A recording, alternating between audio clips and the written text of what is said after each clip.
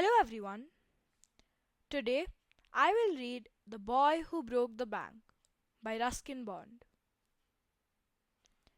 Nathu the sweeper boy grumbled to himself as he swept the steps of a small local bank, owned for the most part by Seth Govindram, a man of wealth whose haphazard business dealings had often brought him to the verge of ruin. Nathu used a small broom hurriedly and carelessly. The dust, after rising in a cloud above his head, settled down again on the steps. As Nathu was banging his pan against a dustbin, Sitaram, the washerman's son, passed by. Sitaram was on his delivery round. He had a bundle of pressed clothes balanced on his head.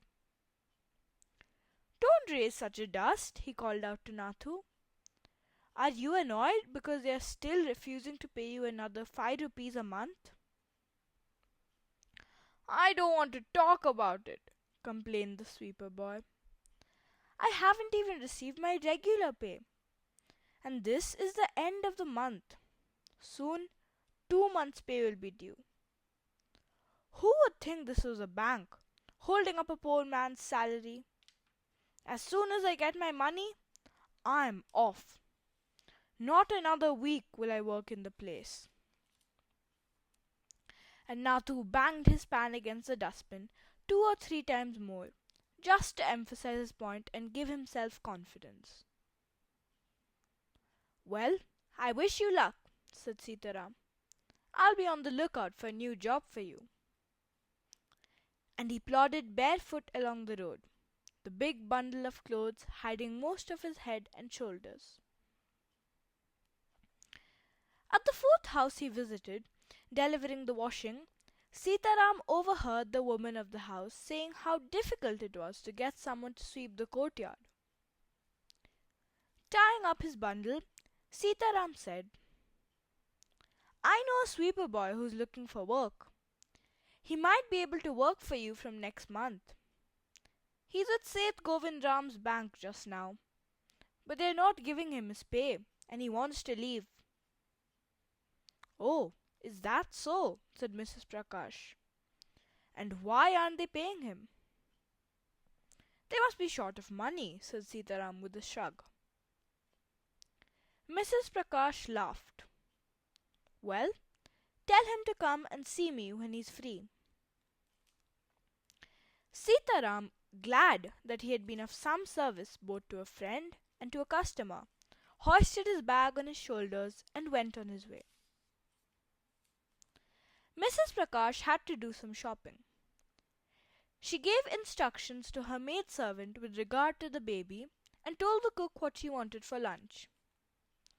Her husband worked for a large company, and they could keep servants and do things in a style.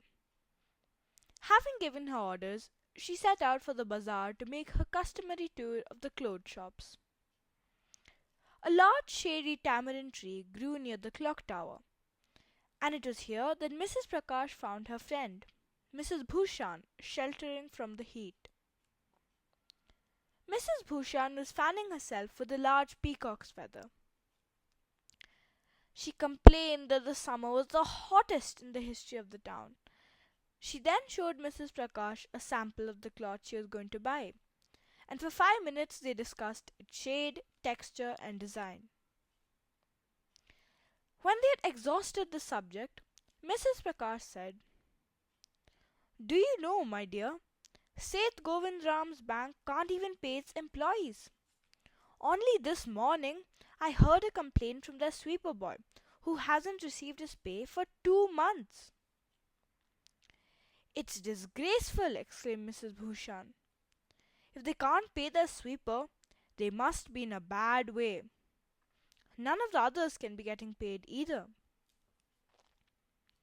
She left Mrs. Prakash at the tamarind tree and went in search of her husband, who was found sitting under the fan in Jugal Kishore's electric goods shop, playing cards with the owner. "So there you are!" cried Mrs. Bhushan. "I've been looking for you for nearly an hour. Where did you disappear to?" "Nowhere. replied Mr. Bhushan. "Had you remained stationary in one shop, you might have found me. But you go from one to another like a bee in a flower garden. Now don't start grumbling. The heat is bad enough. I don't know what's happening to this town. Even the bank is going bankrupt." "What did you say?" said Mr. Jugal Kishore, sitting up suddenly. "Which bank?" "Why, Seth Govindram's bank, of course. I hear they've stopped paying their employees. No salary for over 3 months. Don't tell me you have an account with them, Mr. Kishore." "No, but my neighbor has," he said, and he called out to the keeper of the barber shop next door. "Faiz Hussain, have you heard the latest? Seth Govindram's bank is about to collapse. You'd better take your money out while there's still time." Faiz Hussain, who was cutting the hair of an elderly gentleman, was so startled that his hand shook and he nicked his customer's ear. The customer yelped with pain and distress. Pain because of the cut and distress because of the awful news he had just heard. With one side of his neck still unshorn, he leapt out of his chair and sped across the road to a general merchant store, where there was a telephone. He dialed Seth Govindram's number. The Seth was not at home. Where was he then? The Seth was holidaying in Kashmir. Oh, was that so? The elderly gentleman did not believe it. He hurried back to the barber shop and told Faiz Hussain. "The bird has flown. Seth Govindram has left town. Definitely, it means a collapse. I'll have the rest of my hair cut another time." And he dashed out of the shop and made a beeline for his office and checkbook. The news spread through the bazaar with the rapidity of a forest fire. From the general merchants it travelled to the tea shop, circulated among the customers, and then spread with them in various directions, to the pawn seller, the tailor, the fruit vendor, the jeweller, and the beggar sitting on the pavement. Old Gunput, the beggar, had a crooked leg and had been squatting on the pavement for years, calling for alms. In the evening, someone would come with a barrow and take him away. He had never been known to walk, but now, on learning that the bank was about to collapse, Gunput astonished everyone by leaping to his feet and actually running at a good speed in the direction of the bank.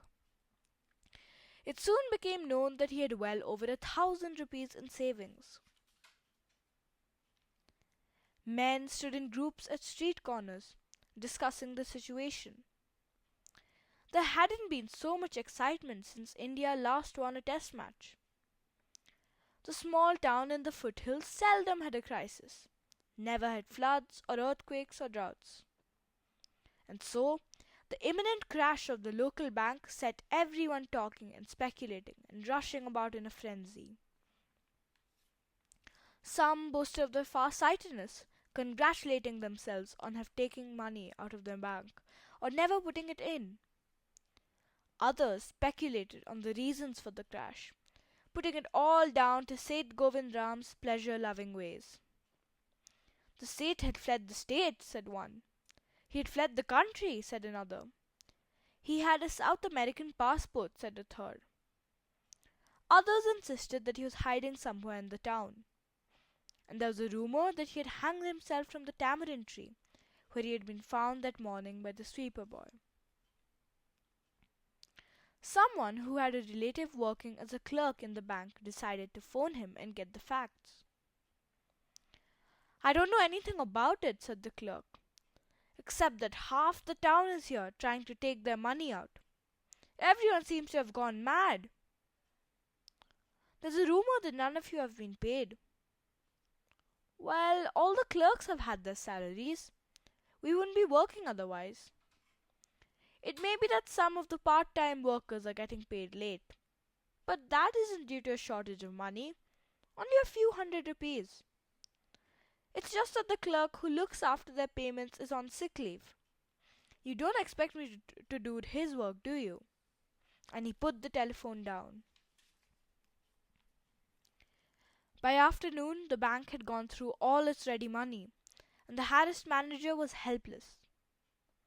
Emergency funds could only be obtained from one of the government banks, and now it was nearly closing time.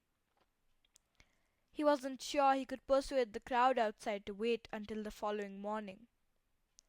And Seth Govindram could be of no help from his luxury houseboat in Kashmir, 500 miles away. The clerk shut down their counters, but the people gathered outside on the steps of the banks, shouting, "We want our money! Give it to us today! Break in! Fetch Seth Govindram! We know he's hiding in the vaults!" Mischief makers who did not have a paisa in the bank joined the crowd. The manager stood at the door and tried to calm his angry customers. He declared that the bank had plenty of money, that they could withdraw all they wanted the following morning. "We want it now!" chanted the people. "Now, now, now!" A few stones were thrown, and the manager retreated indoors, closing the iron-grilled grate. A brick hurtled through the air and smashed into the plate glass window which advertised the bank's assets. Then the police arrived. They climbed the steps of the bank, using their long sticks, and pushed the crowd back until people began falling over each other.